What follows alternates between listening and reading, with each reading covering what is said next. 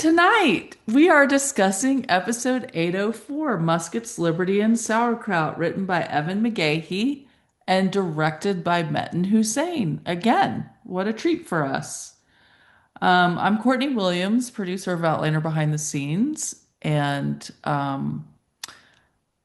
I am drinking water. And my overall impression of this episode is I really enjoyed it.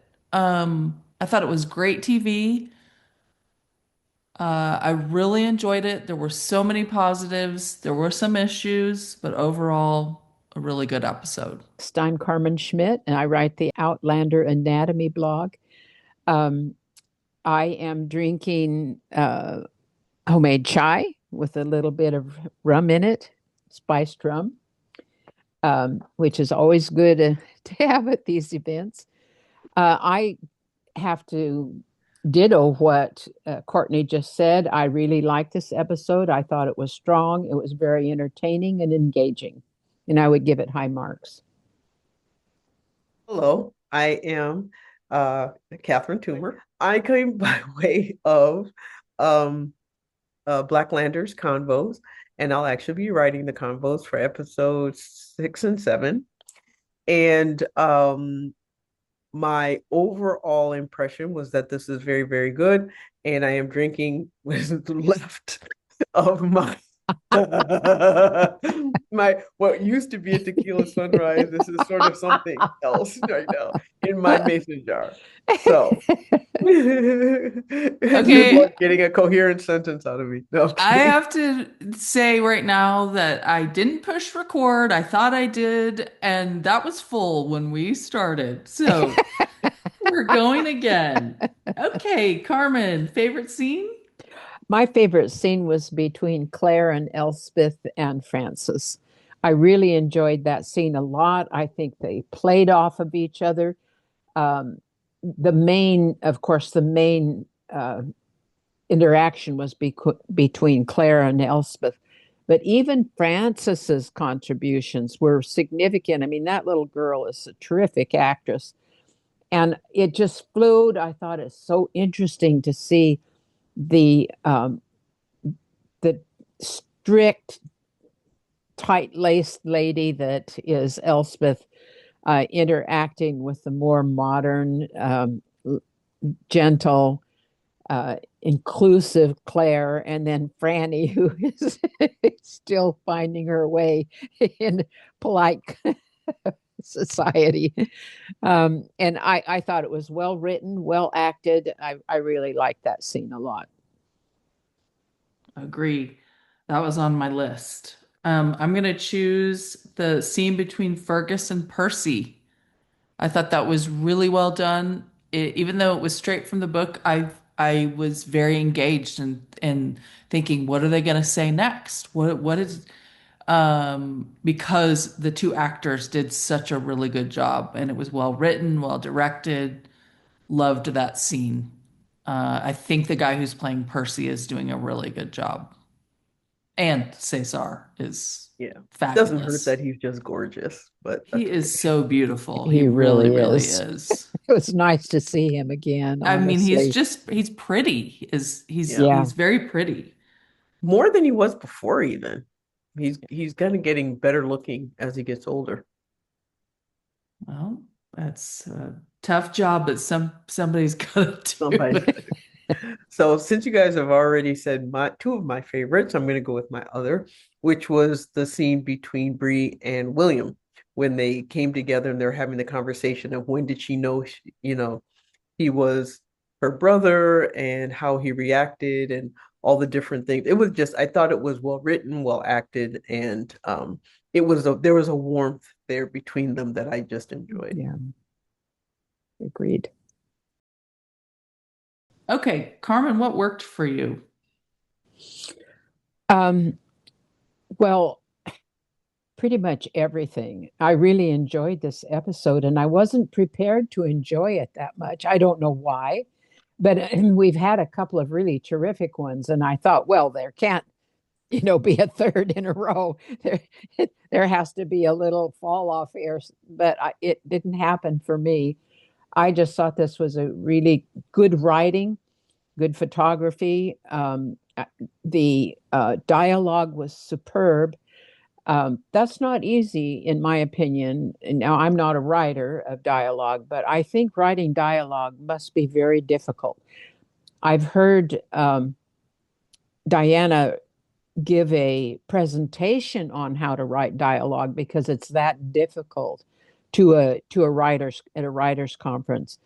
And so I think this writer, Evan, did a great job with the dialogue. And I'll leave it at that.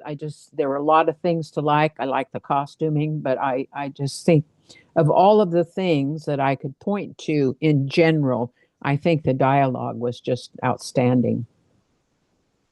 I agree. I loved the use of language in this episode. The way they had Fergus Cesar speaking French, young Ian doing Mohawk, Jamie doing Gaelic. I thought I that's really done in the books and it's not been done a lot in the show. I mean, it's here and there, but it was very prevalent in this episode, and I really liked that. I will echo the gorgeous costumes, specifically Bree's jacket, Amaranthis's gown as she stormed off. It flowed, and I said she was like a Disney's princess, and I thought she looked like one in that scene. And young Ian's fur-lined jacket, gorgeous. And I'll just say too that I like the device of having Rachel read about the news about Ian's wife and tell Ian about it. That's not in the books. That was completely dreamed up for this episode, and I thought that was really seamless and worked well. Yeah, I have to say that very often when they make substitutes um, from the book, it doesn't always work, but this one really did. I agree. I think it was a very clever way of introducing it quickly without getting into too much detail, like this person wrote up and said this, that, blah, blah, blah, and which isn't very interesting, but her seeing it in a newsprint right there, and picking up the newspaper and carrying it home to the flyer and carrying it home to Ian. That was a good device. And the way she demonstrated the assimilation of the information. She was very emotional about it. You know, she'd already read it and she became more and more emotional about it and was kind of dreading telling him. And you saw that Yeah. as the time elapsed between when she did that and when she told him. It's just really well done. What worked for me was the pace, the editing, the um the fact that a lot of the cinematography allowed for people to a lot of close-ups, and so people could use their face. Sam, we see a lot of that from Sam, and I'm glad that they allowed it, but they also used it quite a bit with others. Yeah. And I just thought that we're seeing an evolution of people's acting, and I think that allows us to see it, but also it makes it so that we're not spoon-fed like we have been in prior episodes. And so, like we're intelligent viewers, which we are. Yeah. We're seasoned viewers, many of us. So we should be allowed to watch it with an intelligent eye without having to be told what we're supposed to be seeing and what we're supposed to be Yeah. thinking. And so I appreciate that. I think part of that is down to the director, Metten. Mhm. Metten does a good job with you know, both the far off stuff and the facial. He's just a Mhm. very Mhm. skilled director. Yes, I agree. Yeah. Okay. Let's go to least favorite scene, Carmen. Well, I'm going to say that my least favorite scene was probably between Francis Marion and Roger. I didn't really like who they cast uh, um, in the part of the swamp fox. And, I said to myself, well, why?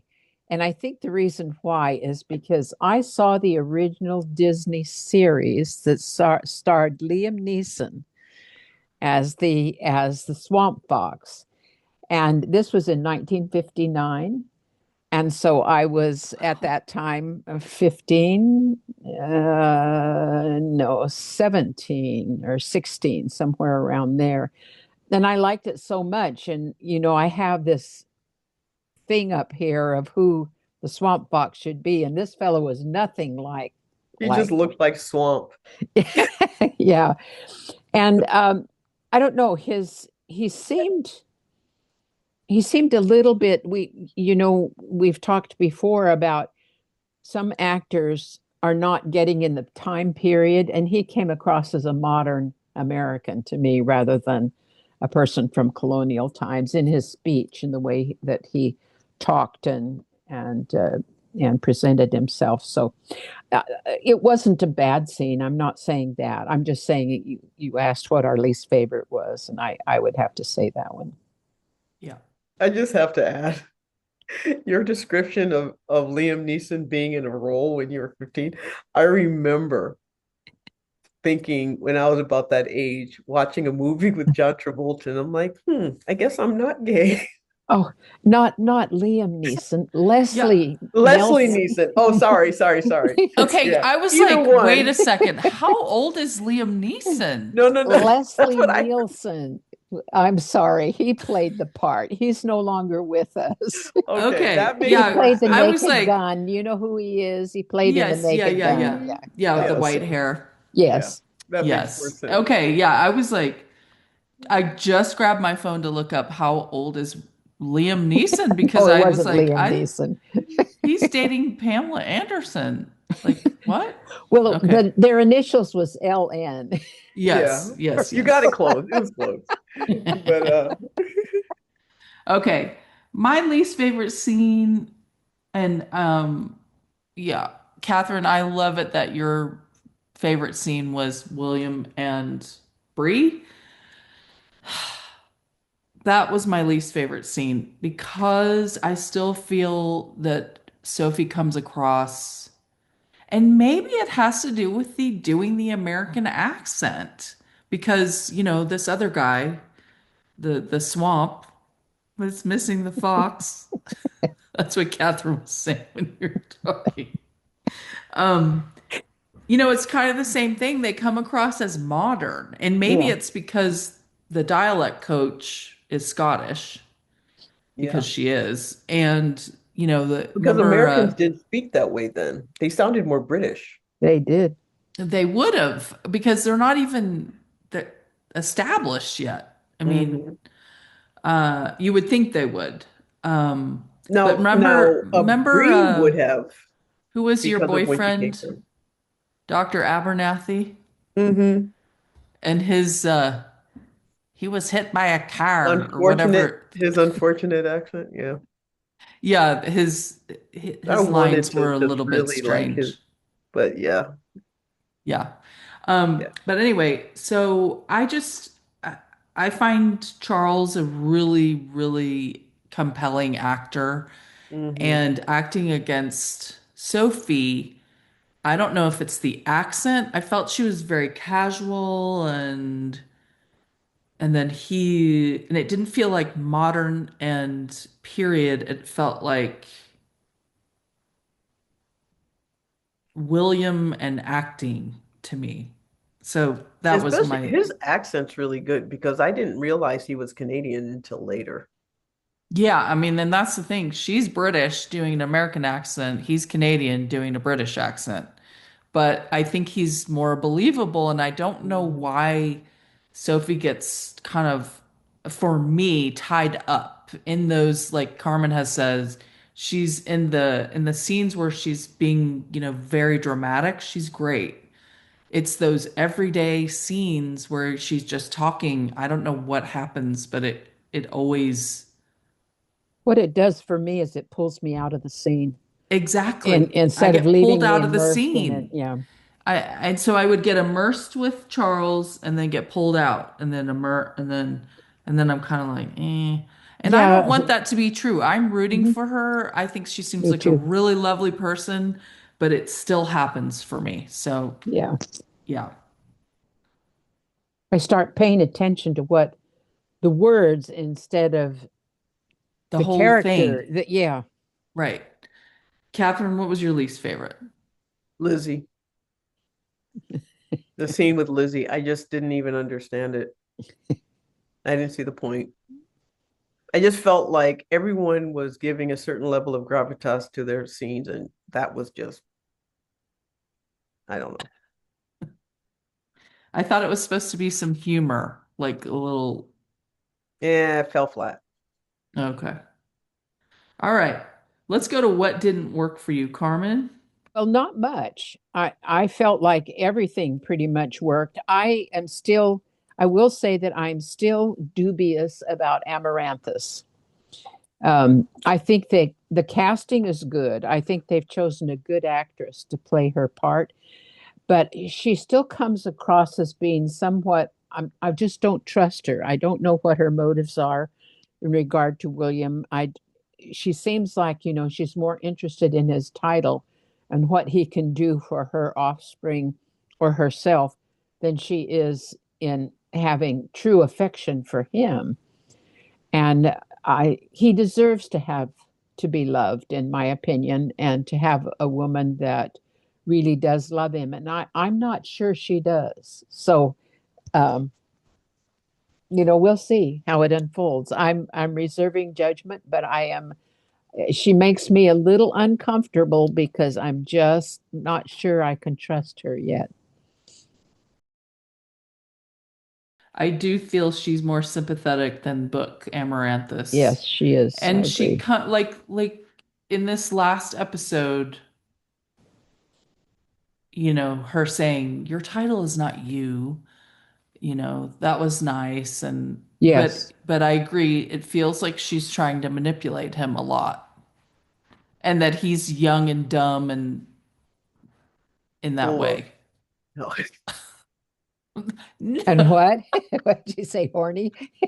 no, there's a rhyme, young and dumb and full of.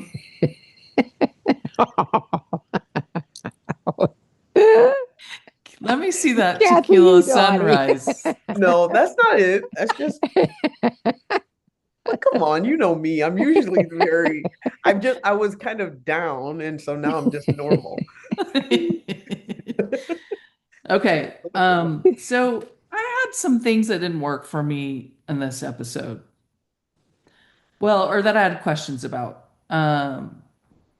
Like, now wasn't Fergus an alcoholic basically in season 6? And then he kind of turned his life around and when so him getting whiskey from Milord, I don't know, maybe alcoholism worked differently back in those days, but I think you have to kind of stop drinking. Well, I don't think he considered that he would have been considered. He was considered overindulgent, and then he became fine. So the abstinence thing, I think, came much later with Okay. the 12-step program kind of stuff. Yeah. Yeah. Well, that's interesting because I did feel like he kind of acted inebriated pretty quickly. Just a teens. So maybe that he was addressing that. No horse person feeds a horse hay when they have a bit in their mouth. So that was something that didn't work for me because That's Jamie, right. Yeah, He wouldn't it hurt did. their teeth? well, They it's can't chew there's a lot of properly. problems with it. Yeah. Number one, you have to clean that bit, and if you've cleaned a bit that a horse sat there and ate hay with or grass, it's gross. And especially a Scottish person would not do that. And then secondly, the bit is kind of like a tongue depressor, so it gets in their way when they're trying to eat. Yeah. And so I don't know if you guys noticed the Hort Jack was throwing his head, kind of constantly. That's probably trying to get the bit out of the way so he can Swallow. eat. Yeah, exactly. So, he would have a halter right there somewhere to switch out and take the bit out and put the halter on. Yeah, that's a good point. It's for Yeah. TV, but when Jamie said to Buck McKenzie, "You remind me of your father." What did Buck remind you guys of Dougal? From yes, You from did? the Yeah. no, not from Outlander, but from um Blood of what is it? Blood of my blood? Blood of My Blood. He He wasn't looked like that. the actor who plays Dougal in Blood of My Blood. Oh. Oh, Oh, okay. yeah, yeah, yeah, yeah, yeah. I can buy that because I Yeah. was like, what? Thinking of Graham. He looked like a young Yeah. Or like an older Dougal. no, he looked like Dougal when he was younger. So Yes. yeah. He looked like Sam Retford, who plays And young Dougal. yeah, Hmm. and Okay. Jamie would have known him when he was younger too, because he Yeah. went and stayed at his house when he was 14 or something like that. So Hmm. Okay. I will buy that. Thank you. Yes. And I think that when it comes to the casting, that has been something consistently done throughout this show, in that they have used actors who could really look like, I mean, just look at William and Bree. I think William looks way more like Sam than Bree does. Hmm. I just find that the casting is really, really well done. Yeah. And I love that you pulled in Blood of My Blood because I didn't even Mhm. think of Dougal, Sam Retford. They do And I resemble each think other. in full disclosure, I think I saw something that was like some Instagram reel That's that okay. pulled them together or something. yeah, I have to say when Jamie said that, I thought, well, please don't add, and I killed him. Yeah. Oh, because Buck's pretty formidable. Yes, Yeah. he is. Would Claire cut Elspeth's laces like that? I mean, again, it wasn't like I got to get this off her or something bad's going to happen. Why wouldn't she just undo her laces?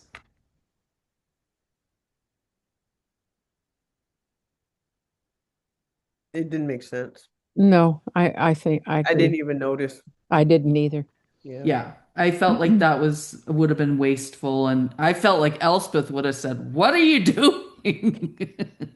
Yeah, Hmm. um, because that stuff was so, everything was so precious to them. So, ex yeah, yeah. exactly. So I thought that didn't really work.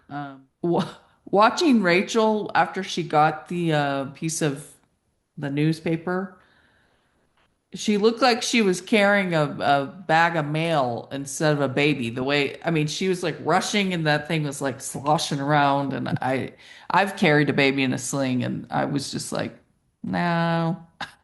And then it was like the last minute, she was like, oh yeah, it's supposed to be a baby. Anyway, I just noticed that and it didn't quite work. So, Kathy, What didn't work for me was the scene between Percy and Lord John. I found that annoying. that was in the last episode. Was it in the last episode? Yeah. Oh, Yeah. shoot. Okay. And that didn't work for me last week Yeah, either we, Okay. yeah, because I agree. I mean people would have seen they would have been like what's going Hmm. on over there. Well, and as I pointed out, um, homosexuality was a hanging offense for officers of British officers. So, who would risk that, or allow it to be done to them where someone could see? I didn't think that was very Although I realistic. think also because of that, they would not have assumed that his hand on his lap meant anything.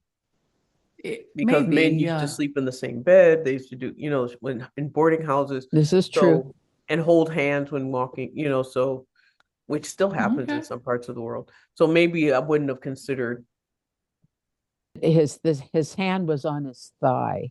yeah, That's what I think was, uh, you know, yeah. if he had maybe put his hand over his when they, as they were eating, then that, out Hmm. in the I open, agree. wherever, then it would be Yeah. considered just Hmm. an affectionate Yeah. gesture, probably. And it was the Um, gesture and his reaction to it. But I just felt like it felt very juvenile in a very sophisticated production. Yeah, kind of like a cheap trick. Yeah. Yeah, I agree with that. Okay, But let's go in to this episode, yeah, what was your least favorite or what didn't work for you in this episode? But what what didn't work for me in this episode is that they didn't show enough of the architecture. I feel like the in the past the set design was a character in and of itself, and I just feel like that's been lost. I thought maybe that you would find um, Lord John's. when Claire's moving Oh, about her house before Elspeth comes, you can see the walls, Yeah, that now I that's partly why I just felt like it wasn't shown enough. Like mm, I do like it, and I do like the fact that they've shown the house. I like the fact that they've shown different parts of, but I just feel like we used to get a lot more visual interest before. We got some at the printer shop. yeah. Uh, I thought, but and then of course the scene when Fergus chases them outside, the streets and all that is very realistic. But I just felt like before it was almost breathtaking, and I missed that.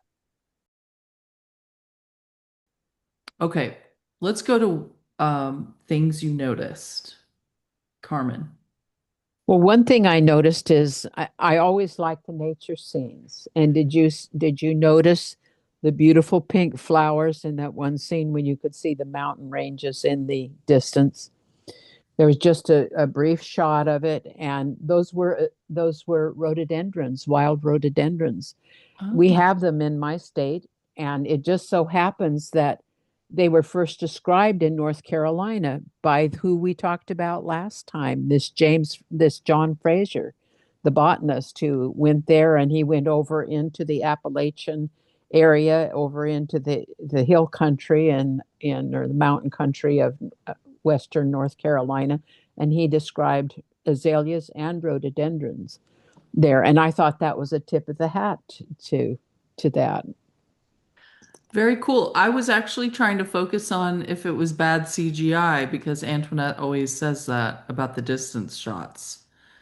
And It didn't look fake to me, but it could have been. so if that was filmed in Scotland, do you think what they were I've showing was seen that I've seen stock photos? rhododendrons in Scotland. I Oh, don't know if they were wild or if they were planted, but I have seen them blooming in Scotland. Well, I noticed Claire's gorgeous quilted top that she wore at the beginning, and she wore it, I think, in episode number 801. But that's just a stunning top. I think it was just beautiful. And also Jamie's leather on leather. He had an under leather uh, lapels, and then he had an over leather coat. That both of those were lovely, just beautiful to look at, I thought. okay. I noticed some things. Roger did not, they're all like pew from the sauerkraut, and then Fergus says, "Let's seal this tightly until I can find some German who will want to buy it, and let's go celebrate our reunion and drink the whiskey." And Roger just kind of puts the lid on. It's kind of half hanging off, and I thought I noticed that too. that's not very tightly. Um, I noticed sketches on the wall at Fergus and Marsley's, and I wondered if Bree did those. There were sketches of, different family members, like you'd have photos. Did you guys notice that? Mm-mm. Um, I'd really like to ride that tract of land that Jamie rode coming back on Jack, my boyfriend. Um, I don't know if I'd want to ride him because Frisians have these, really big, they're very bouncy. Oh, But I've noticed that, they used to set these riding scenes up where they'd have these poor people, riding downhill, which is hard. And if you want to make somebody look good on a horse, you have them ride uphill, like at a canter. And they've been doing that more lately. And so I noticed that. I noticed that Roger's beard is creeping back, and I thought of you. I noticed it too, now that you mention it. Where are the kids? Where's Henry Christian? Where are their kids? I wondered In that. bed. Yeah. Is it Budget like, cuts. yeah, No. Josiah, who used to be almost like a wild animal, is now is writing. He's like, go write their name down. I don't know. I thought that was a little strange to have him in that role. We know he's a good He's hunter and he's domesticated. yeah, I mean, but beyond that, like educated. Now he's Oh, the assistant and saying, you will each have a and then he's like, okay, go with Josiah. He's gonna write your name down. And I felt that was a little bit of not, incongruence with the. yeah, Okay. not great continuity with the character. I noticed that when Charles says, I wouldn't have known how to respond to such a revelation at the time, he kind of like screwed his face up a little bit when he was talking, and it made me think of the actor who played William in season 4, the little boy who I think did an amazing job.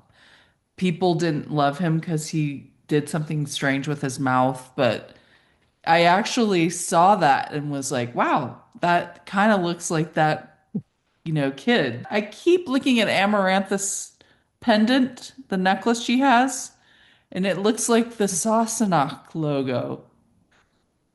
I'm like, did Sam sneak that in somehow?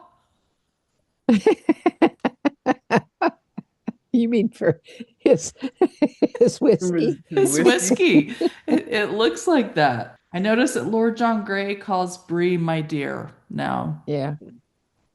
And I wondered,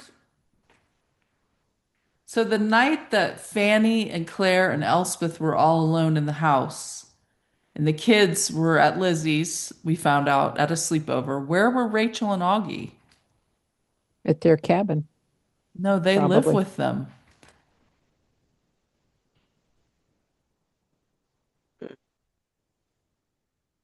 Bed?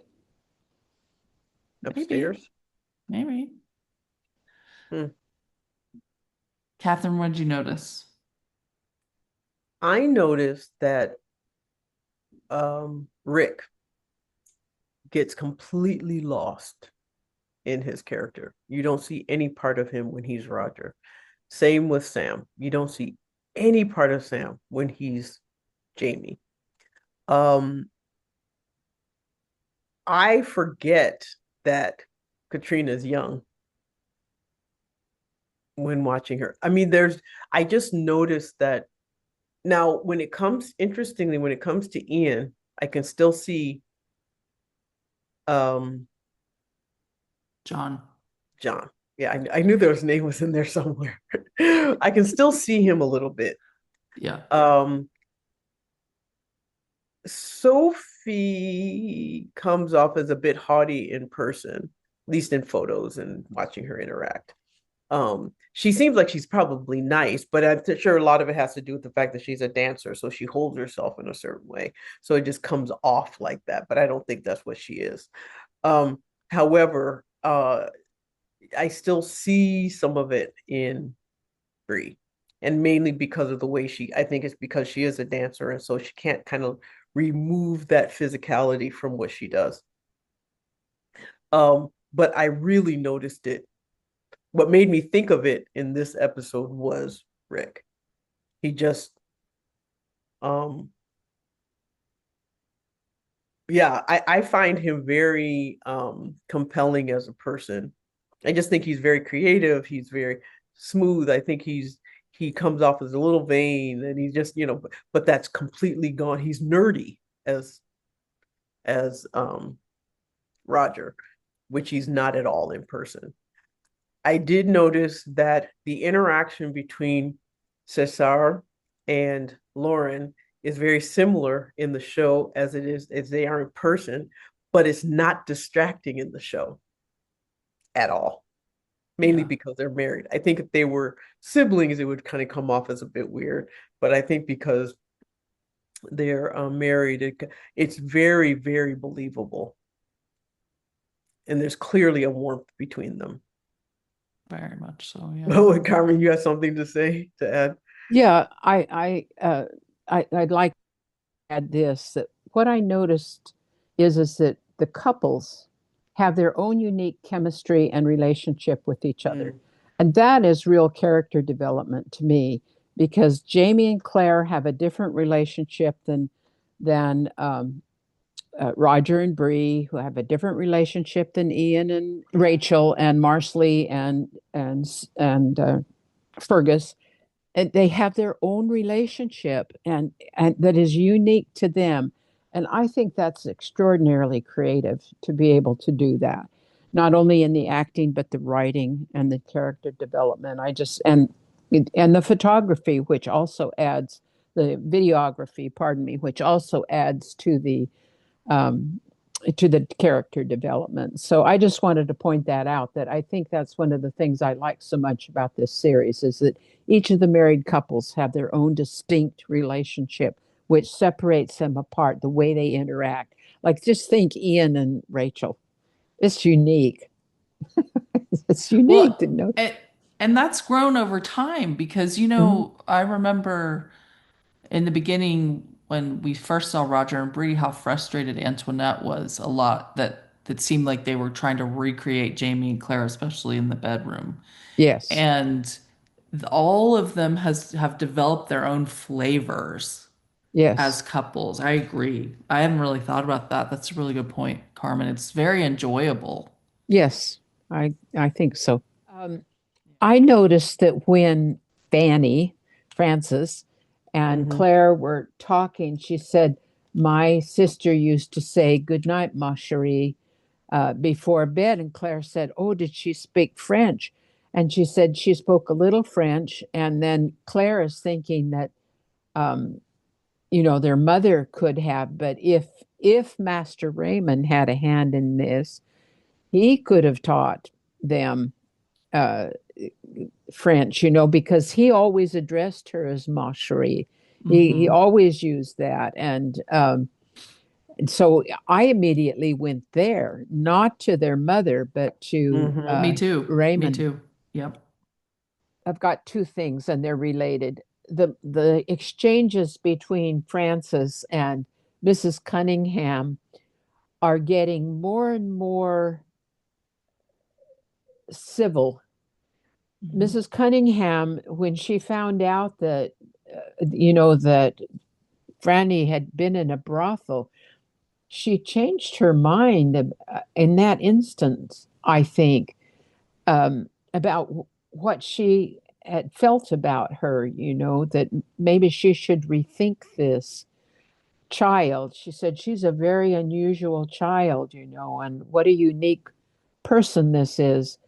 Um, and I thought that that was well done. And it caused me to also notice that I don't know if you noticed at the end, but as Cunningham was ushering his mother out, she looked at him like he was misbehaving and she did not like it.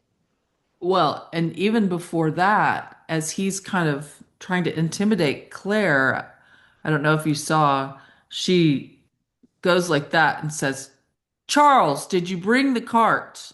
Yes, and she was distracting him. Yeah, it's And kind of then, like, here, yes, of course, stop, mother, like, stop. stop that. Stop what you're Yes, doing. Because Claire looked yes, at her like, yes. do you see this? Yeah, And yeah, yeah, yeah. Okay, well, shall we go on to medical and anatomical? sure. So, did you hear that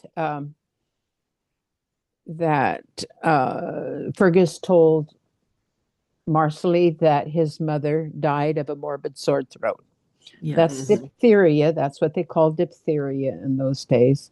Okay. And diphtheria is a dreadful disease for which we have a vaccine. I'm sorry, I don't mean to offend anybody, but I have to be who I am, and I believe in science.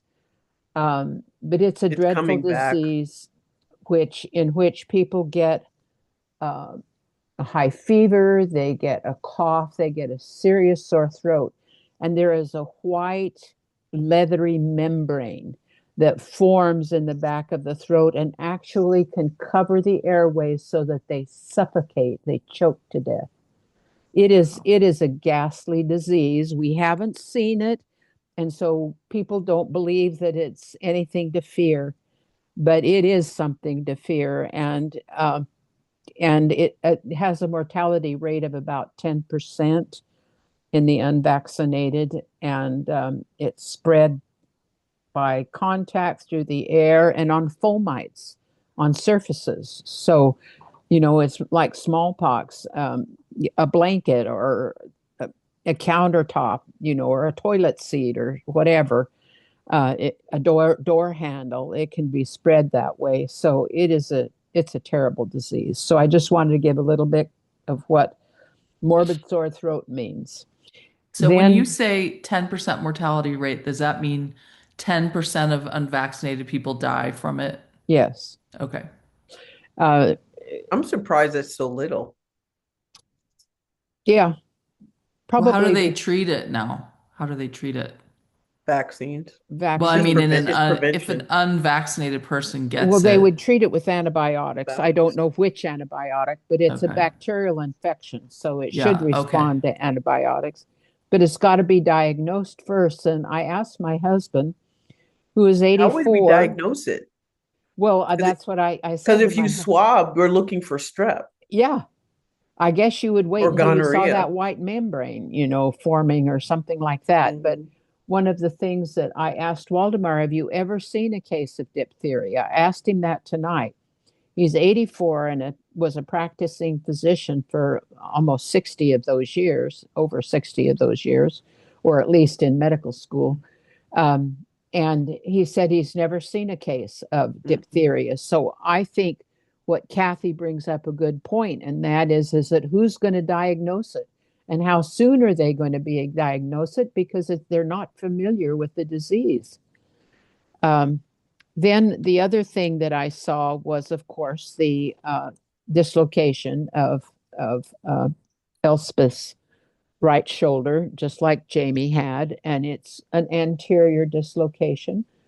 It's when the humerus comes out of the fossa that it sits in. It's not really a socket. We always call it a socket, but it's not. You think of a socket as being a deep uh, Mhm. concave, and it's not. It's very shallow. It's got a little lip on it that makes it a little bit deeper, and then the rotator cuff helps support it. But because it's so shallow, that's why we have so much mobility in our shoulder joint. We can almost do a 360 with our arm in a flat plane. Not quite, but you think a slow pitch, and it's pretty impressive. That's because the socket is so shallow. So that means it is easily dislocated, and it can be dislocated anteriorly, posteriorly, or inferiorly. She had, like Jamie, an anterior dislocation. So it means the head of the femur, the head of the humerus came forward and out of the socket, and that leaves that big bony bump. That's the part of the shoulder blade called the acromion. It leaves it sitting up high and dry. When the humerus in place, you have this nice rounded surface, because the head is there. But when it disappears, it leaves that bony covering, the top, ex- sitting under the skin and sticking out. It was a nice prosthesis, or what, CGI, or however they did it. I don't know, but it was well done, I thought. And so she did an uh, what maneuver did she do? Same one she did on Jamie's. Yeah, it's like a There's a name for it, it's but I've yeah, forgotten I it. know. And you'd also do it for like for the bucket elbow for children, but Yeah, it's a I can't yeah. remember. I'm It's blanking. But she, it's a twist and this at the yeah, same she time, so it externally kind of puts it rotates into it, yeah. and then she internally rotates it. And when Hmm. she externally rotates it, that aligns the head of the And then pulls humerus it with the back in. socket, and then she brings it back in, and that puts it back into place. Yeah. And depending on how long ago the dislocation occurred, it gets more and more painful to put it back in because there's more swelling. Oh. Uh, you know, so. Anyway, And those she were had to my two. walk all that way. Yeah. Yeah. Yeah. One thing that I thought about during that scene, because I talk about this a lot, is that the underestimation of how our balance is so important to our health when we're older. Yes. And the only way you can maintain that balance is to build your muscle when you're younger. So it's, anything you do before you're 60 kind of happens, makes a difference as to after 75. And the only reason I mention this is because a lot of your audience are people of an age where they need to start really thinking about strengthening their core muscles and their legs so that they can catch themselves when falling, so that Correct. they don't. Because had it been her hip that broke, Well, she'd one, there not was nothing survive they it. could have done about it, and she probably wouldn't have survived 6 months Yeah. afterwards. Yeah, And that's that's now, right. even if someone fractures their hip now, the mortality rate for hip fractures is very, very high. Yeah. She said she fell. Yeah. Uh, and that's what you're And referring so to, that's what Kathy. my thought was when she Yeah. fell. I was like, why did she fall? Yeah. But And the she's one lucky that only her shoulder, and not, it wasn't a vertebrae, it wasn't a hip, it wasn't something else. It was just her right. shoulder dislocated. But That's very fortunate. that was one thing that I disagreed with about Claire. She said, I can take care of it, or I don't remember her exact words, but I can Mm-hmm. fix it before she even looked to see it. Could have been fractured. Yeah. And she didn't have her blouse off then, so she wouldn't have known exactly what she did uh, to the Mm-hmm. her shoulder until she could do the examination. And I thought that was Mm-hmm. a little out of place, but Yeah. Well, she um, probably said she could do something about it. Doesn't mean she could necessarily fix it. well, she But I said, mean, She said, I can fix it. I yeah, can she did. fix it. Yeah. Yeah. Yeah, she did. Um, Really, I didn't have a lot of the things I just noticed were things like height differences and um in some of the characters. Like I don't remember um Cesar being so tall, but then when he started, he was at an age where he was probably still growing. Oh, And yeah. so, huh? Yeah. He's changed so much. He is really tall. And that is not, he wasn't that tall when he started in the role. I, let's see He how was old tall, he but he is. wasn't that tall. Because are you thinking of the kid who played No, no, no. Fergus? So men can keep growing up even up to 25, But 26. So Yes. she, but, he was, by the time when oh, he first okay. started, he was younger. He was still at an age where he could still be growing. And I, I would have noticed his height, especially next to Lauren. And there just wasn't that difference before. Wasn't it season 3 when we see him Mm-hmm. as He's 36 now. So, he's fully grown then? Yeah. So now he's 36. How old Hmm. was he? So that was how many years ago? Well, season well, 3 was uh let's see, 2016 was season 2. 26, 20, 26. Yeah, he was probably just about close 25, to 26 the end of his growth when we first saw growth. him. Yeah, but he definitely has grown. they started filming in August of 2016. Okay. So that So was he like was 10 years ago. 26. So he was So, 26. Hmm. yeah. But that's what I noticed, his height. Because he seemed like he was towering over Roger. Oh, really? He seemed very tall to me. Yeah, he was quite a bit taller than Roger. Hmm. Hmm. So, and then the other was Fergus's hand. They kept it behind his back a lot because it's like if his arm had been cut off and then you added a prosthesis, it would, because his arm was slightly longer than the other side. Yeah, when I he's turning noticed, away, you could see that length. I noticed it when he first comes into Percy's office or something. Mhm. His arm is just hanging down and it's really long. The one with the fake hand, It's the because it's wooden hand. the Yeah. hook is stuck on the end of his hand. So Well, did I hear you say that diphtheria is coming back? Well, the unvaccinated things that we hadn't seen in a long time are we have one of the high in South Carolina, we have the highest cases of measles in the country right now. Higher than Texas? Hmm. Northwest South Carolina. We right now I think we have over 200 cases, 300 cases. Mm. Yeah. And I've And never seen measles as a physician. I know what it looks like in books, but I've never actually seen it. and And is there an unvaccinated population? Oh, yeah. a That's huge one of the ones that, homeschool, unvaccinated, yeah.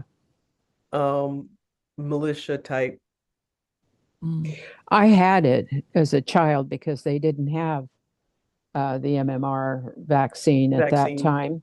Hmm. And I was really sick. My sister and I both had it at the same time. And my mother was constantly attending to us, trying to keep our fevers down. We had horrible fevers with it. Yeah. We were really, Oh, yeah. really lethargic and ill. It was not pleasant. I'm glad we Hmm. both survived it and Yeah. didn't came out without any sequelae afterwards. Yeah. But Yeah. Okay. Legal, lawyerly, anybody note anything? I mean, the only thing I was noticing was I was thinking of the laws that would cause a problem. So two things were, Percy and um, Lord John, and if Oh, their homosexuality was in any way detected or even suspected, well, Lord John being both of them being nobility, they probably would have gotten away with it anyway. I don't think that, yeah, I if they don't were know. officers, it'd be one thing, but I think that the word of, unless they were caught in the act, I doubt that they would ever anything would ever happen to them. But the other was that how casually um William told, and I'm gonna mess up her name, Amor something, amaranthus. Amaranthus. I wanted to hear her try. I'm Amaranth. sorry. Anywho, no, it's Ampersand. okay. Thank you, Carmen, for not trying to embarrass me, or saving me the embarrassment. But anywho, um, that he so Oh, what are casually said that sisters Bree for? was his sister, knowing that the idea that he was, um, I mean, he seemed to be awfully comfortable with the idea of letting somebody know that his father or the Earl was not his biological father. Yeah, And I'm I not don't sure why think he was that so doesn't comfortable happen in in the telling her book, that. does it? Not No, yet. no. So I thought that was a little casual too, Catherine. Yeah. I I mean, because if noticed she tells that. anyone, if that spreads in any way, I mean, it just seemed like, or maybe it's one of those things where he was trying to make something happen that he couldn't make happen himself. And that was, who knows? But I just thought seemed rather, and I didn't seem like they had enough of a relationship for him to trust her like that. Yeah. Yeah. Especially since Well, they wasn't yeah. all together convinced that his cousin was dead. Well, I think he was trying to get himself out of, she was saying you obviously had something with this girl, Yeah. and he He's was trying to trying to reassure her preserve that the, yeah. Yeah. But a little but to say they have reckless. the same father, and it's just weird. It just didn't ring Yep. true. I also felt was really strange, and maybe it's not legal, but the idea of war and having a city that is being controlled by the British, and right outside the walls is a group of soldiers for the middle. It just seemed like such a weird concept of war. But I It think is what that's happened how it though. happened, I though. Yeah. know, but it just seems very strange. Yeah, it Well, is they were weird for siege. today. It is strange for today, but they did sieges on cities a lot in Yeah. history throughout history that I know of anyway. Well, I wrote down, Roger being detained. I wanted to see what Antoinette had to say about that. You know, and I think she would say it's martial law and that he could do that because, they wouldn't let him leave once he got into the camp. I'm Yeah. surprised they let him And in that soon. If Yeah. it was so soon to not letting people leave, why did they let him in? Probably because, if they figure if he's a spy or something, they want to have control of him. I don't know.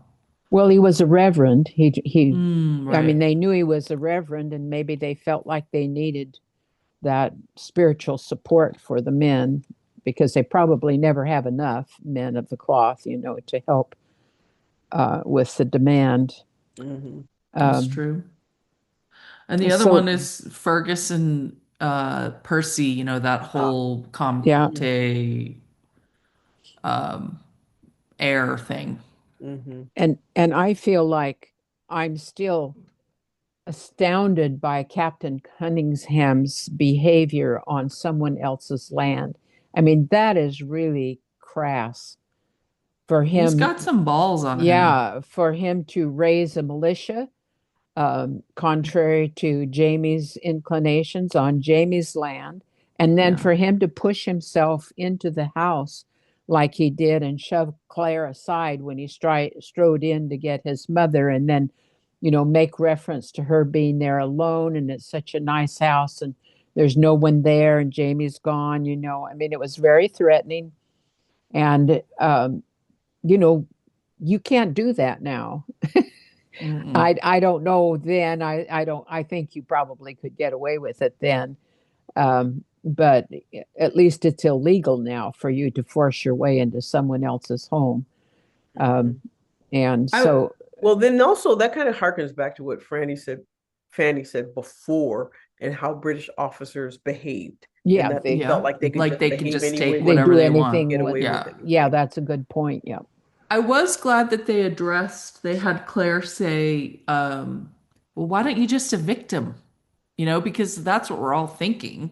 Yes. And Jamie said, because somebody will come to take his place. If Ferguson sent him, this Hmm. is like Better keep your enemies close. Yeah. yeah, Right. better the Where you Keep can devil you keep your your know. enemies eye. closer. Yeah, where you can keep your eye on him.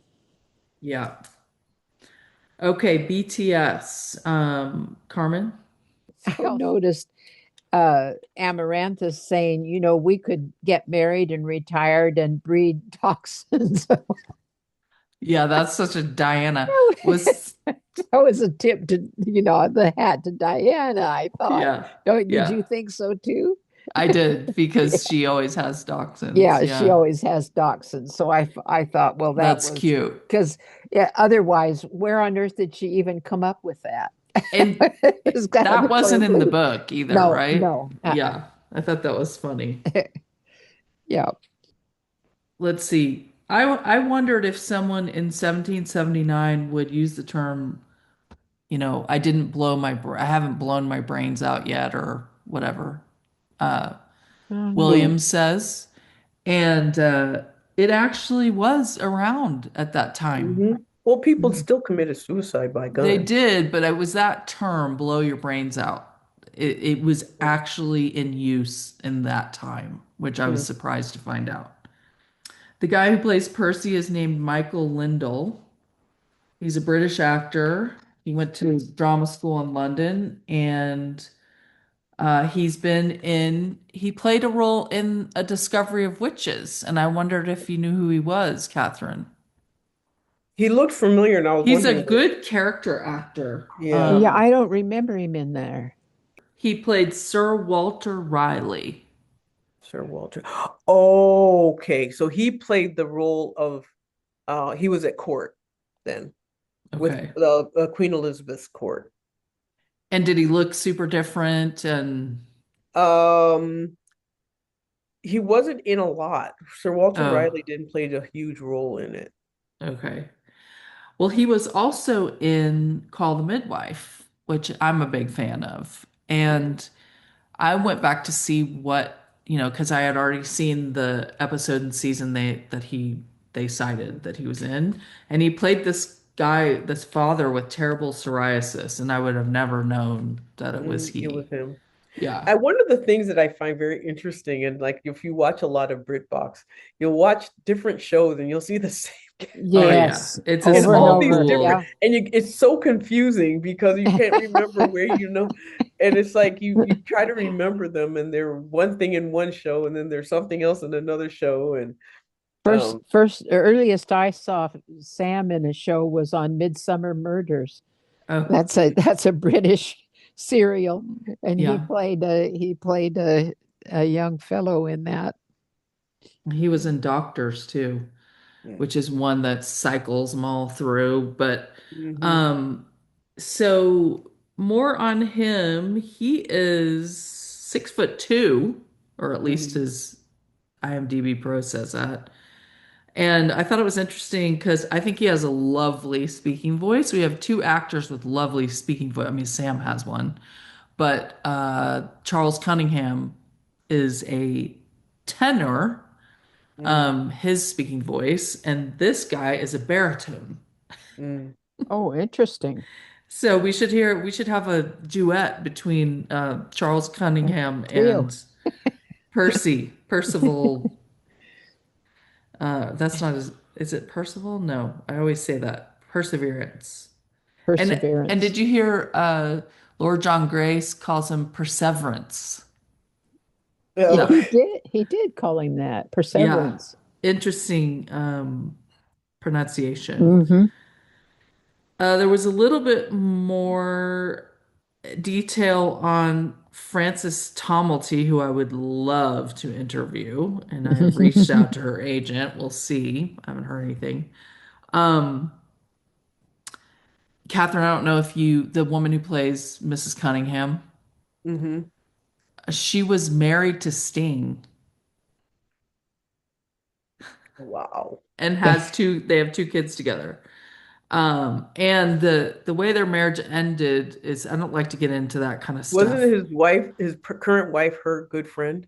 Yeah, that she was their neighbor and Mm. her good friend, and she and Sting fell in love and then had four more kids together. So that would be Mm. rough. Oh Yeah. dear. Um, I'll bet they're not friends anymore. I bet they're Yeah. not. I I wouldn't just be. read that story interestingly. Hmm.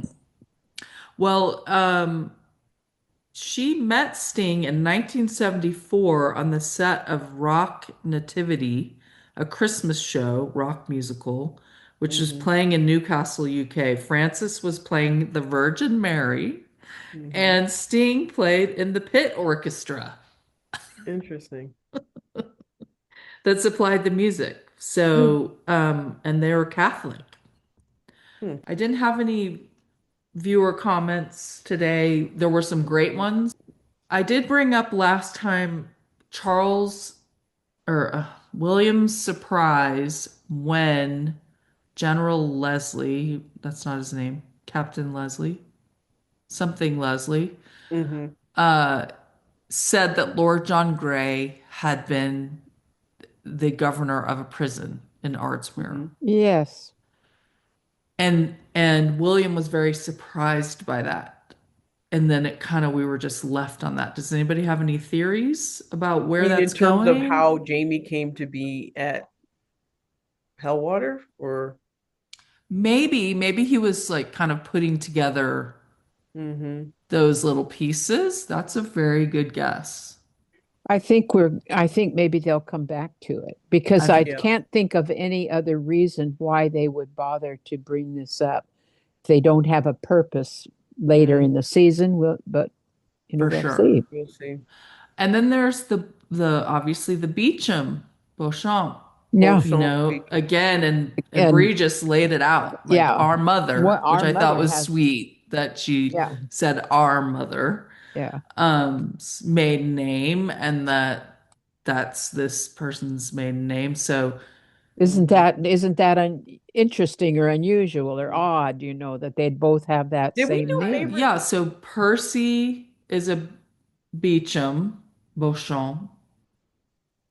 So Fergus's mother. So we're saying that Fergus and Claire are related. Well, it could be. So Fergus could be Claire's great great great great grandfather, something like that, Interesting. which means she killed. Her great, great, great, great, great, great, great. I mean, I had to remember that she killed when Hmm. they said, oh, he died this many years ago and Or he disappeared. or he disappeared and he was declared dead. And then I was thinking, oh, wait, she killed him in the Star Chamber. Hmm. Well, he disappeared, No, but we saw him in the show, like, We'll right? see. but where did I just see or read that? Something about that. Well, it said Um, in Percy said in this episode he disappeared, and so yes.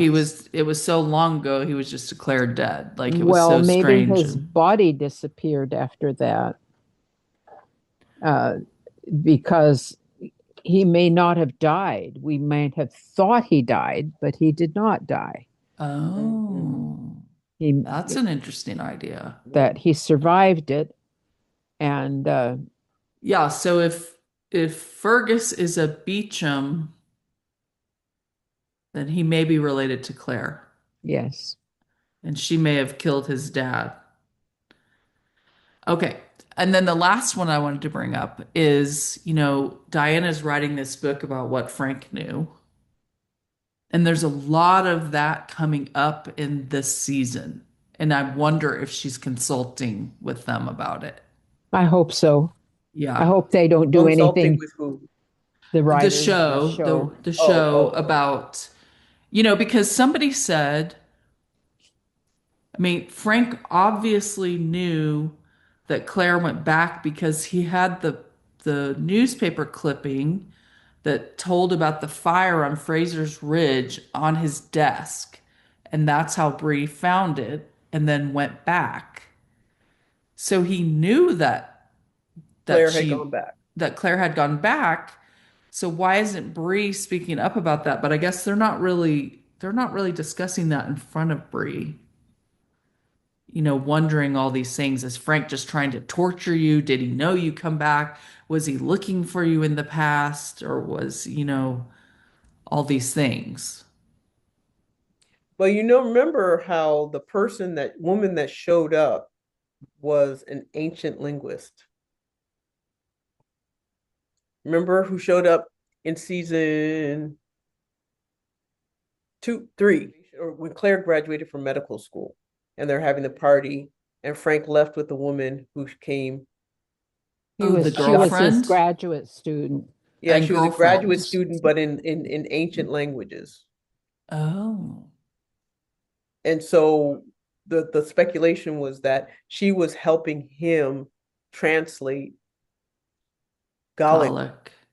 from um, historical documents. Oh, interesting.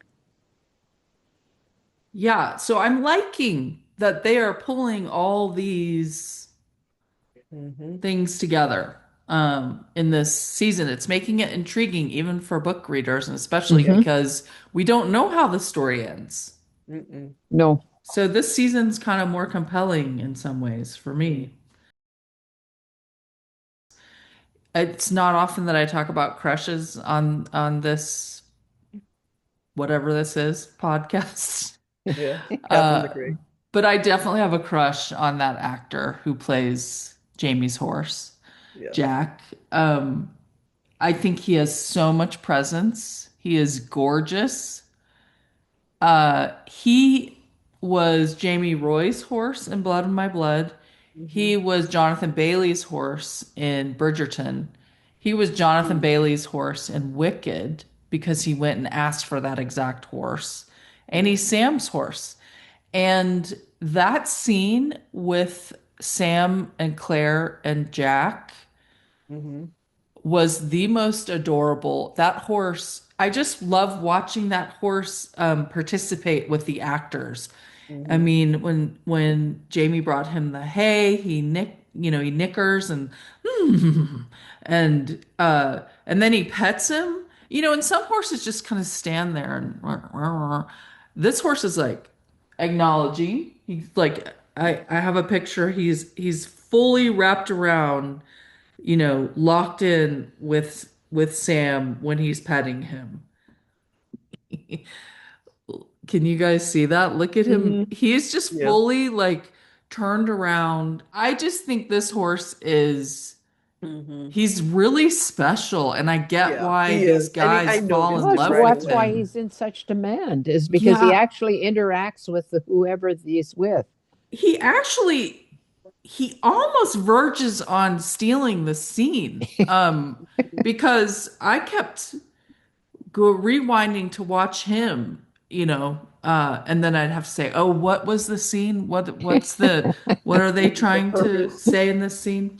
Anyway, okay, let's go on to favorite lines. Carmen? Well, I had several, but here's one of my favorites.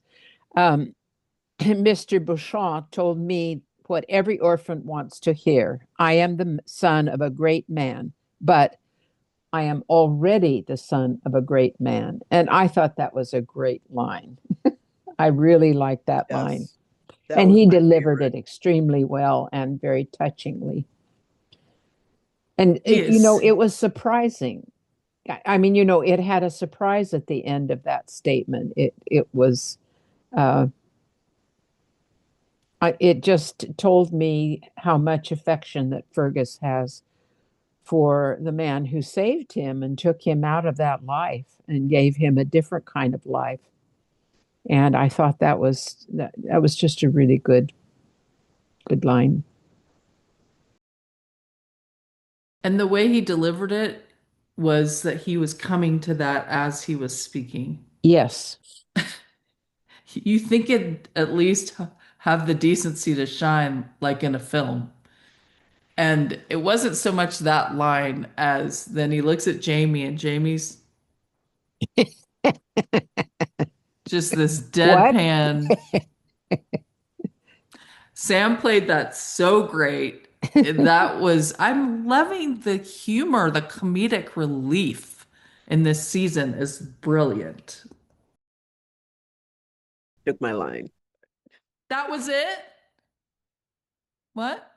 My line, the line, my favorite was my about being a great man, being the son of a great man. Sorry. That I mean, there. Yeah. What better line is there? I'm Yeah. already the son of a great man. Yes. My dad may be gone, but I'll guard your left in his stead. And I Yeah, thought that was a Ian good one delivered that too. with a great deal of affection and Hmm. commitment and reassurance to Jamie because Jamie was obviously frightened, anxious. Uh, he wanted Ian there. He didn't say outright, "Will you please come back by before this happens at Kings Mountain?" He just left it. He said, "This is going to happen," and Frank wrote about it. And Ian says, "I'll be back, and my dad may be gone, but I'll guard your left in his stead." And that reassured Jamie and made him feel less pressure than uh, what he was feeling. I really like that, and I think it harkens back to 2 generations of devotion to Jamie, his father, and then Ian. Both were totally devoted to Jamie, and that's a wonderful part of this whole story in my view. I've mentioned this before that I believe that Jamie and Claire will actually reveal their deep vulnerability to Ian, young Ian, in a way sometimes that they won't even do with each other, because they're kind of trying to still buoy each other. But though they will actually burden young Ian with their fears and that's what I've noticed in both the books and the show.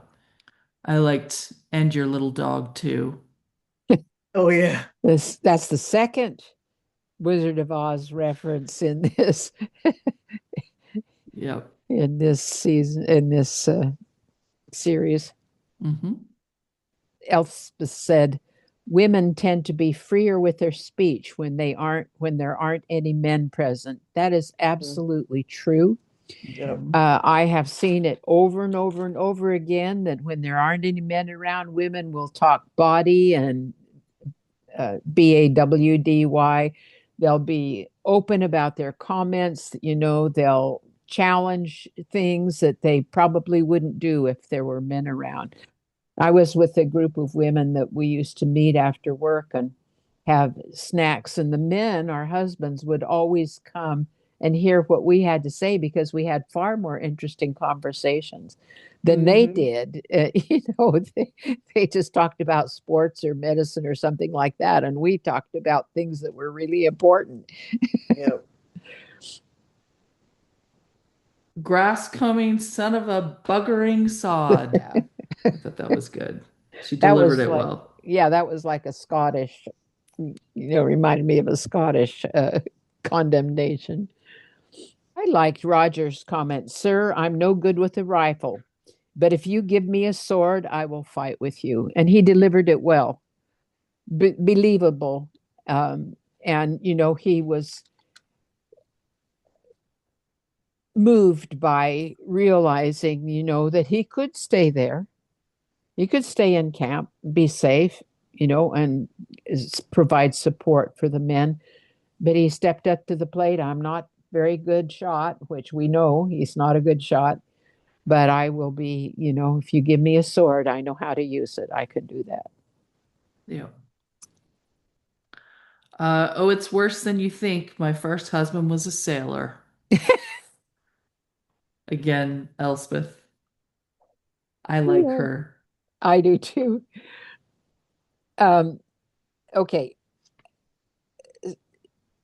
So Frances, this is an exchange. Frances says she doesn't know about whores having virtues unless you think that you can satisfy a man in under 2 minutes by the clock. And then that's not quite it, but it's close. Yeah. Mrs. Cunningham says, "I think that may be a skill rather than a virtue, though a useful one to be sure." That was great. That was really great. And it was great because she was kind of slurring by then too. Yes. I think that would be classed as a skill. I liked She's great. Amaranthus. Whoever he was, he must have been a very striking gentleman. And then Charles William goes, he is. I thought that was kind of an important moment, actually. Yeah. Well, I'll say it again. You remind me of your father when Jamie meets Buck and realizes who he is.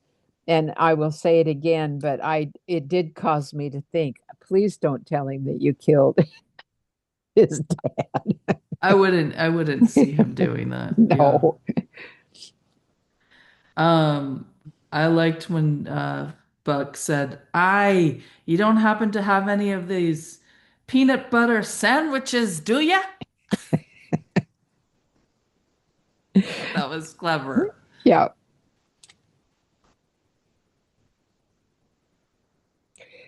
I didn't write it down, but I'll stop with this one. And that is when Rachel tells Claire, "Would you let your husband go 700 miles by himself to see his first wife?"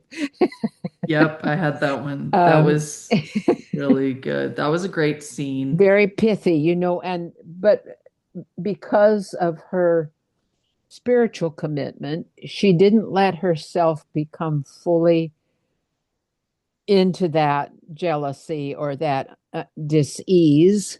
Hmm. What she did was she pulled back and said to Ian, "We need to find out if your wife is okay." Yeah. And And which I was think even more than his wife, his child. child, his son. Mhm. Yeah. And I think, as so many wives and mothers do, you think about how is my person going to respond and how am I going to think ahead to, help this situation or help steer it in a good direction. It could go many directions, but this is probably the best outcome. And you've already thought that through, and she did that and was, Yeah.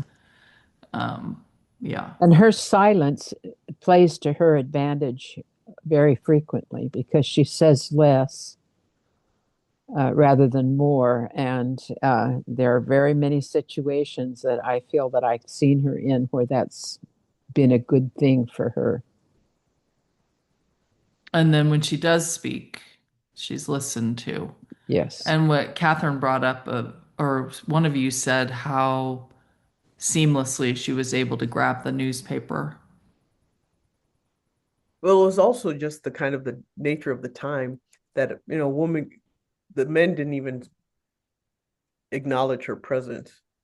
So Yeah, she was so able to. slip At it. first, I thought she was stealing it the way she did it. And I was like, was she Exactly. supposed to pay for that? Or what was why take it in that way? But who knows? I think it's probably because, like women didn't read a lot of times. Hmm. Women didn't, I don't know, maybe it was thought of this is for the men. Hmm. I don't know. Maybe. The last one I'll do is just young Ian. A brothel? It's no enough. I'm going to find my first wife. That was good. And he You, looks oh, over at Rachel like, oh my gosh, why how do you far can I think push that? this lady?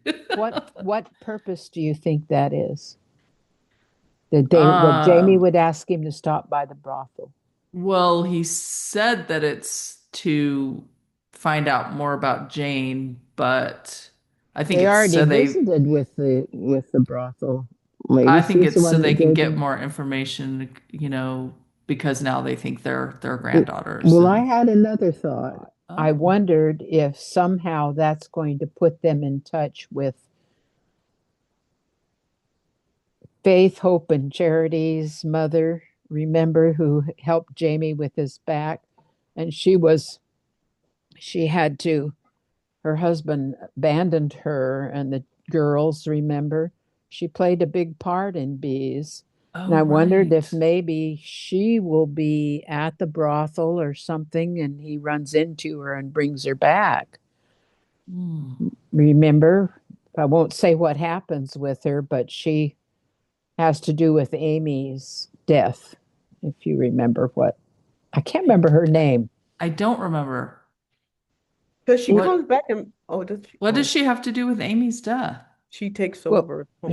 she marries Amy's husband, Oh, and right. they Okay. have a blended family then, but I I can't remember don't her think name. they'll do that because Lindsay's not a big Evan Lindsay's I don't know. I don't know. What was her name? I'm I d blanking it now. yeah. But she I think remember they'll that's where he skip met her. General Washington. Okay. Was at her cabin. But he's already met him in the barn. I know I'm not saying that he's going to meet him again. I'm just saying in the book that's I where know. I'm just saying I think they're going to leave her out because all of these it could things be. have already happened. But But I we'll don't know see. what. Yeah, we'll see what this. There's something going on there. Okay, let's go to standouts. Oh, okay. So I will say that Caesar Cesar Domboy as Fergus did a wonderful job, and I will put him at the top of the list. And it was a pleasure to see him again, of course, because it's been a while. But I also thought that in this part, they gave him some things to do, and he showed that he has some chops. Um, I just thought he played the part perfectly. I Agree. agree. I mean, in the past, it was almost insulting what they did with him in past episodes. Yeah. Yeah. I'm so glad whatever that was is over. Yeah. And what's Okay. interesting, though, I can just say, Carmen, that he stood out without them diminishing Lauren, whereas Lauren used to stand out while diminishing him. Yes, Well, they did that all over the place. They would have the woman be the strong woman and they diminish the guy. Hmm. That trend is over. Thank you. Um, yes. I'm going to call out Nadine Powell, the costume designer. I am really enjoying that these costumes are enhancing the story and the character so much. It's like back with season 1 through 3, like this woman worked under Terry Dresbach and it shows. And not only are they grimy, they're patched together, they're beautiful, they fit these people like gloves. I feel they just were back to, they seem period correct. I don't know. I just feel we're back to, I'm able to really, really get into the story more with this costume designer than the one of seasons 5 through 7. I think what stood out for me, I think that every character or every actor who got lost while portraying their character. And it happened, it used to be just like Sam was the one. And now it seems as though he's still very, very good. Um, and he just melts away. Sam melts away when he becomes Jamie. But I'm starting to see it more and more with other of the actors. Katrina took a little while for her to become that. Um, Sophie still to a certain degree is still there, but Rick is gone. Like you just don't see him at all. But that's what stood out for me as I was watching it. I was like, oh wow, you forget who they are. Like you said, you just don't want to be pulled out of the story. So when people lose themselves, you stay in the story without focusing on the actor. I think that Whatever. Charles Yeah. did a good job. He's I, very I thought he did an excellent job. And, you know, he showed a wide range of emotion. It was delightful to see him smile. He's been so sad for so long. And, you know, for him to be, you know, realize that he belongs to a family, you know, that was really an interesting exchange with Bree because she was able to point out that it was his father too and his family also. Mhm. And I think it dawned on him finally that that's true. I'm not alone. I'm not, you know, I'm not a bastard. I have a father. um, and Jamie would publicly declare him anytime he was ready to. So, well, I guess he is technically a bastard, but I just thought he He's did a not really good job. actually. I mean, technically, yes, but not legally. Not legally, no. That Yeah. he's right when he says that to her, to Amaranthus. He says legally, I'm not a bastard, but in actuality, I fit the definition. Let's put it that way. But I Yeah. thought I really enjoyed his performance in this. I thought it asked him to be a little bit more than just concerned and dour and you know and argumentative and so forth. So that was pleasant to see. I'll just call out Flory May Wilkinson, Fanny. You know, she had her tearful scene and I just think Yeah, she's a talented little yeah. actress. Mhm. Um, and I wanted to say when you brought up Amaranthus and you're not quite sure that in the books it seems like he's going to end up with Fanny, but this actress is about to turn 15 and I'm dedicated to the idea that there will be a reunion season. So we might have to wait a few years for them to end up together so Charles doesn't feel like a pedophile. Anyway, No, if except that it if was very common in those days for older men to marry that's teenagers. true. And I mean, I read that Sophie was 18 when she auditioned for this role. Mm. That's Well, she was a high school student when she started. I mean, the her part wasn't she in high Yeah, school? yes. Yeah, so that makes sense. I mean, I just want to say the writer, Evan, the director, Metten, Francis Tomelty, Michael Lindell, who played Percy, Lauren Lyle, Izzy, and then John Bell. I felt like, you know, in the other episodes, we've had like these major scenes between Jamie and Claire. and they usually stand out the most and they're amazing. And we didn't really have that in this episode. And so I really felt the other, and specifically, as you said, Carmen, the other couples really shined in this episode and the other players. Okay, big theme. I think big theme is family connections. It just seemed like there was a web being woven between like Fergus and um, Claire, and then William and Jamie and Mm, Bree, and then Buck McKenzie and Roger and Dougal. And it just seemed like there was just all these little threads going out and all connecting all these little families in all these different ways. And I just thought that I would just love to see how they play out. that's a good one. Yeah, that's a good one. Well, I have to say Kathy's is better than mine. Oh, Um, that's okay. but more thoughtful than mine. But I will say that I think this episode had a lot to do with planning for your future. Don't just wait for whatever happens and go nilly-willy with whatever, comes your way. Think about what your future is and what you can do to impact it. Now, Jamie has a little bit of an advantage here because if he believes what Frank has written, it gives him an idea of what to prepare for, but he's not just letting it ride. He's actually acting on it. And I think that's a good pattern for us all to do with our lives is to always look forward to the future, not dwell on it, but prepare yourself for different possibilities that you may need to have to support yourself and your family. Hmm, that's a good one. Uh, I really saw conflicted allegiances in this all over the place in this episode. From as small as, Elspeth with her new friend Claire, but her son Charles.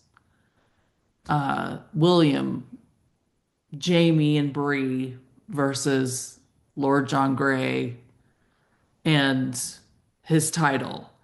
And even Ben versus Amaranthus. Like, he thinks Ben's still alive, but he's really falling for Ben's wife.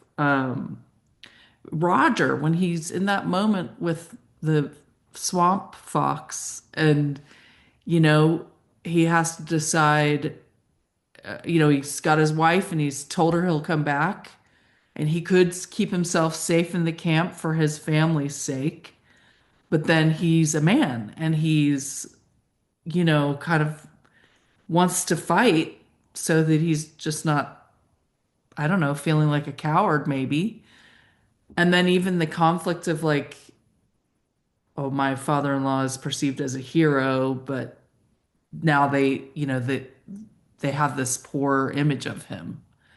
I just saw this all over the place. Rachel, with Ian and Augie, but then there's and Ian, there's I've got my family here, but then there's my son and Emily that this massacre has happened. I don't know what's going on with them. Um, I'm trying to think if there were any other. Oh, well, Fergus.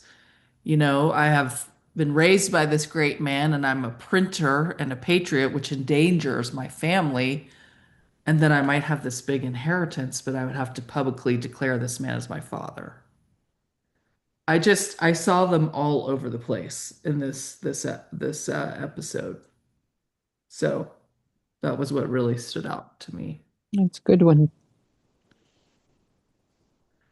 Yeah, I really think they're doing a great job. I Yeah. really do. I'm like you, Carmen. I'm like, oh no, the next one's probably going to be a dog. How can they keep this up? Okay. Yeah, me too. We'll think Okay. about it. Yeah, We'll work yeah. on it. Think about it. Okay. Brainstorm. All right. Love Good you night. guys. Bye. I'm sorry I forgot to turn the thing on. I It's mean, I thought okay. I We still did. finished relatively early, Yeah. so Yeah, we did a great prepared. job. Okay. Bye Bye. bye. Thank you guys. Bye.